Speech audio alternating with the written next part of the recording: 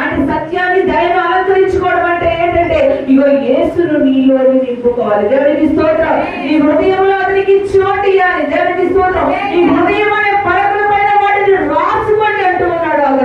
అగర్తంలో మనం చూసినట్లయితే దేవునికి స్తోత్రం. కనుక మన హృదయంలో ఎవరికి చోటు ఇవ్వాలి, మనం దేని అలంకరించుకోవాలంటే ఇగో ఆయన గారి నీలో ఉంటే ఎటువంటి భయం లేదు. దేవునికి స్తోత్రం. పర్వనీయమైనందునా నాకు ధైర్యముగా ఉన్నది. అది పాటలోనే కాదు కానీ మన జీవితాల్లో కూడా కలిగి ఉండాలి. దేవునికి స్తోత్రం. ఆయన మనకి తోడుగా ఉన్నాడు. ఎటువంటి సమయమైన ఎటువంటి పరిస్థితులైనా జయించడానికి ఆయన నీకు తోడై ఉన్నాడని నమ్మాల్సిన వాళ్ళు కాదు. దేవునికి స్తోత్రం.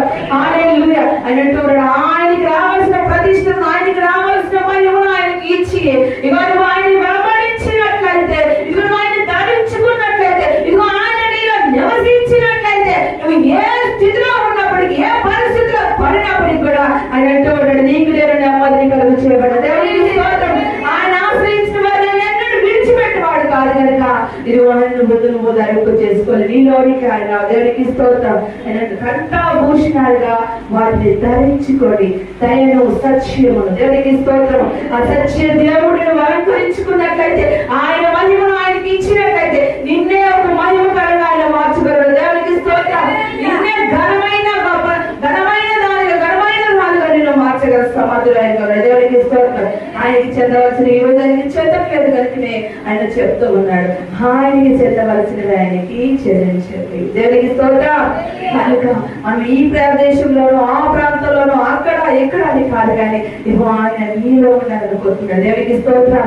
హల్లెలూయా. ఇగో ఆయన నీలో ఉండి నిన్ను బలపరచువానిగా ఉన్నాడు. నువ్వు ఆ బలాన్ని ఎరక్క ఇటు అటు చూసినట్లయితే ఇగో నీకు నెమ్మది మాత్రము దొరకదని దేవుడు చెప్తూ ఉన్నాడు. దేవునికి స్తోత్రం. మన బలహీనతలో బలమైన దేవుడు. నిజమే కొన్ని దినాలుగా మనం బలహీనతలో పడి ఉండవచ్చు. మహిమ సాక్షి చెప్తానే ఉంటుంది ఒక మాట. ఆమెలో ఆ బలహీనత ఆమెను ఎంత కొర పెడుతున్నప్పటికీ కూడా ఇదిగో నేను మూలపడుతున్న నా దేవుడిని కాపాడు. దేవునికి స్తోత్రం. ఆ విశ్వాసమే ఆమెను స్వస్థపరిచింది. దేవునికి స్తోత్రం. ఆ ధైర్యము, ఆ నిరీక్షణ ఆమెను నిలబెట్టగలిగింది. దేవునికి స్తోత్రం. కనుక నమ్మకం కలిగి ఆయన వెంబడిద్దాము, ఆయన ఒక దీవెనను పొందుకుందాం. మన చివరి వచనంలో చూసినట్లయితే బలము ఎక్కడి నుండి వచ్చిందట. అదే కీర్తనలు మనం చూసినట్లయితే 29వ కీర్తన చివరి వచనం చూసినట్లయితే 29వ కీర్తన మరి 11వ వచనం చూసి, యెహోవా తన ప్రజలకు బలమును అనుగ్రహించును. యెహోవా తన ప్రజలకు సమాధానమును కలుగజేసి